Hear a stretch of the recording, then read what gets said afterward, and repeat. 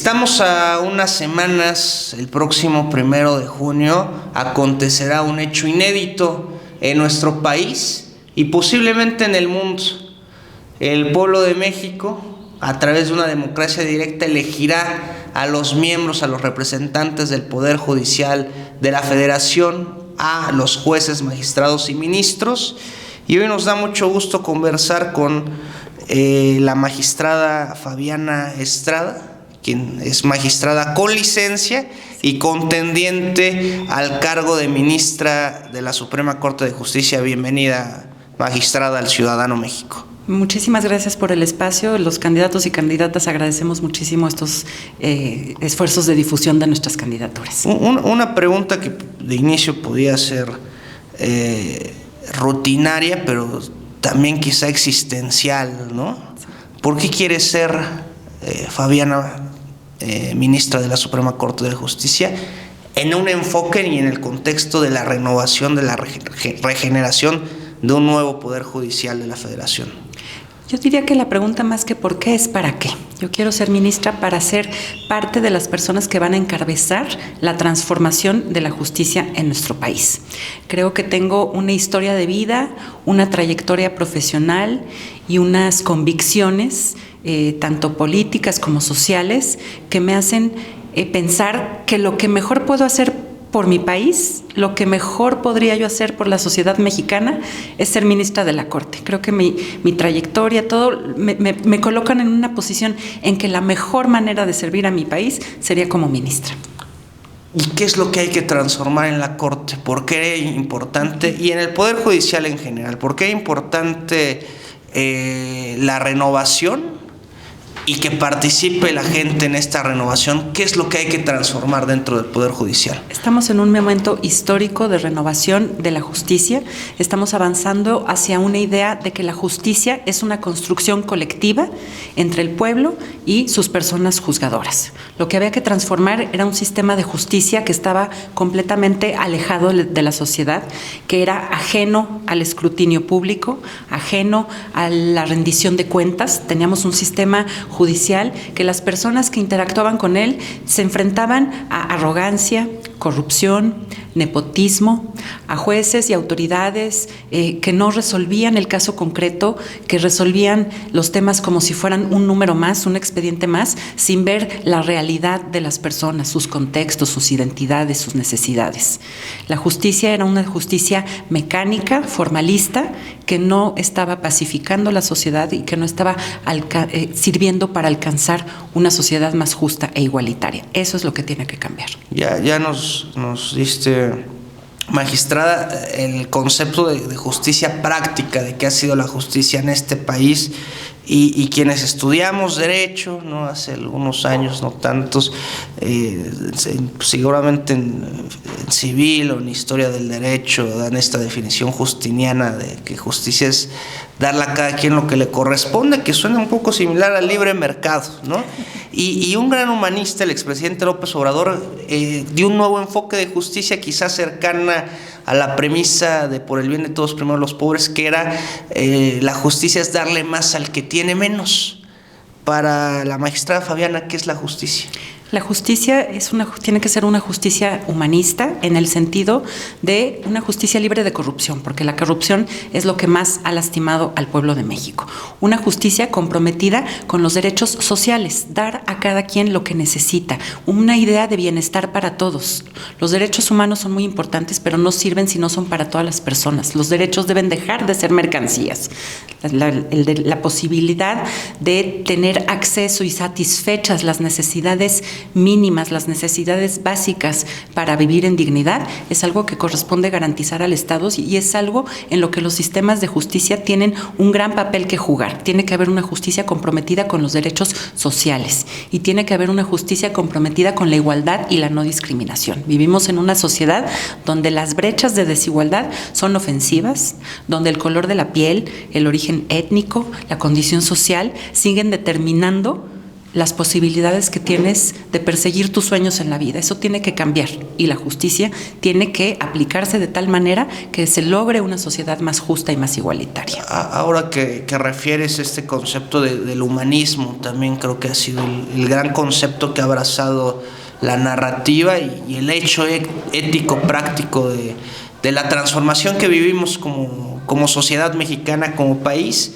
Para ti, ¿qué es el humanismo mexicano y cómo se debe integrar al acto diario de la administración de justicia el humanismo? Muy interesante. Me parece que es muy importante entender que hoy en día tenemos una constitución que es muy distinta a la constitución que teníamos hace tan solo algunos meses, hace un año. El 5 de febrero de 2024 se anunciaron una serie de reformas constitucionales y estas reformas constitucionales responden precisamente a un movimiento que tiene un respaldo social, que tuvo la capacidad de plasmar en la Constitución esta voluntad soberana, que es esta visión del humanismo mexicano.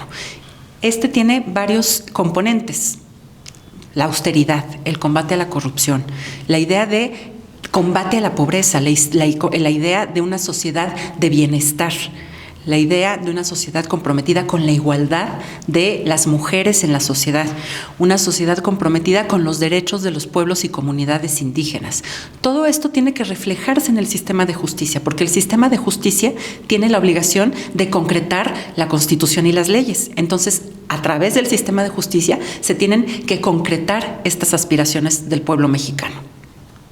En otro sentido, se ha mediatizado una narrativa con rasgos clasistas y racistas de que el pueblo de México, que es una abstracción, la sociedad mexicana, no está capacitada con conocimientos técnicos, pero ni siquiera una intelectualidad ordinaria para elegir a quienes formarán parte vía voto del Poder Judicial. ¿La sociedad mexicana consideras que está preparada para elegir a los ministros de la Corte? Me parece que estas críticas reflejan un desprecio, una arrogancia a un pueblo de México que supo tomar una determinación, que supo elegir un proyecto.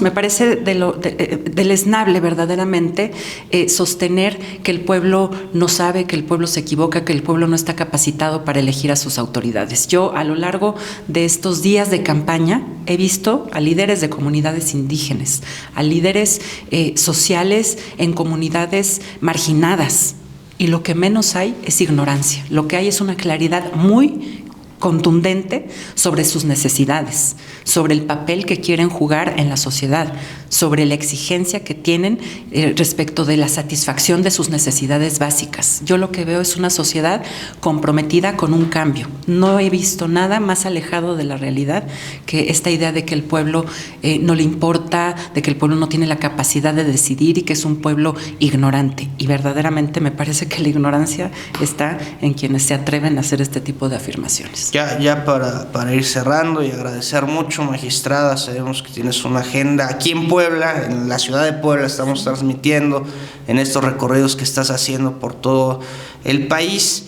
Esta reforma que se ha presentado estruendosamente al Poder Judicial, sobre todo por esa particularidad del método electivo, pero es una reforma muy sencilla, ¿no? Quizá aborda 4 o 5 elementos: que no ganen los miembros del Poder Judicial una remuneración mayor a la de la Presidenta de México, que haya también ya un plazo fijo máximo para la definición o resolución de los asuntos, la cuestión de este nuevo tribunal que se desprende, se separa ahora sí de la centralidad que estaba el Consejo de la Judicatura a este Tribunal de Justicia Interior, de arbitraje, pero no es mucho más que eso. Es una reforma sí progresista, una reforma sí propositiva, pero pasando el día de la elección, integrados ya el nuevo Poder Judicial constituido con los nuevos ministros,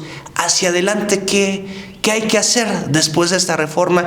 ¿Cómo renovar el Poder Judicial? Y cómo renovar también un constructo de derecho, cómo renovar un constructo de justicia desde las universidades, que también el neoliberalismo ha dotado al abogado, al profesional del derecho, de una visión individual. No solamente es en la corte, no solamente es en el Poder Judicial, en la idiosincrasia del jurista hay una visión neoliberal de individualismo que hay que colectivizar. ¿Qué hay que hacer para adelante después de la elección del 1 de junio, magistrado? Lo que hay que hacer es entender esta reforma en toda su dimensión. Tienes razón, pareciera que son cuestiones muy sencillas, pero en realidad es una reforma radical y podemos hacer de ella una reforma radical.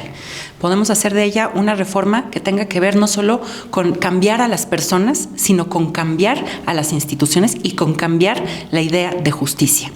La reforma tiene un elemento simbólico poderosísimo, porque ahora las personas juzgadoras tienen que ir a pedir el voto, y pedir el voto es un acto de humildad, y ejercer el voto es un acto de poder, y con esto se cambia completamente la ecuación. Ahora sí el poder de la justicia lo tiene el pueblo, ahora sí la justicia le pertenece al pueblo, y si le damos esta dimensión y si lo entendemos de esta manera, es una reforma que cambia por completo las reglas del juego. Ahora sí nos corresponde al pueblo determinar el tipo de justicia que queremos, precisamente para dejar una justicia neoliberal y tecnócrata para alcanzar una justicia social y equitativa. Ya para finalizar, que pueda dar a nuestra audiencia un mensaje, primero de lo importante de ir a votar, que nos libremos de esta apatía, de esta retórica quizá de los medios tradicionales, de la invalidez de este proceso como sociedad. ¿Por qué es importante ir a votar? Y en segundo momento, ¿por qué ir a votar por Fabiana Estrada? A mí este proceso me enchina la piel, me emociona pensar que con nuestro voto podemos construir una justicia para todos los mexicanos y para todas las mexicanas. Es un momento histórico de definición. Podemos optar por la apatía y que las cosas sigan igual, o podemos optar por ejercer ese poder de definir la justicia que queremos. Es momento de ir a esa cita con la historia. El 1 de junio tenemos una cita con la historia. Tenemos la posibilidad de apropiarnos de algo que siempre debió pertenecernos, que es la justicia en nuestro país. Yo soy Fabiana Estrada, soy la candidata número 09 a ministra de la Suprema Corte de Justicia de la Nación. Tengo la experiencia, los conocimientos, la trayectoria, pero sobre todo el compromiso social y el entendimiento político de lo que debe hacer la Suprema Corte de Justicia de la Nación en estos momentos de transformación. Yo les pido que el próximo 1 de junio voten 09 en la boleta morada por una transformación de la justicia, por una justicia humanista. Te agradecemos mucho, magistrada, y estaremos muy pendientes del acontecer electoral en el Poder Judicial. Esta es tu casa, El Ciudadano. Bienvenida. Muchísimas gracias. Acudamos el próximo 1 de junio a este encuentro con la historia. Librémonos como pueblo de México del lawfare, de estas guerras judiciales. Independicemos de las plutocracias al Poder Judicial y que sea efectivamente un poder público, un poder del pueblo, el Poder Judicial de la Federación. Este es El Ciudadano México. Nos vemos la próxima. Muchas gracias.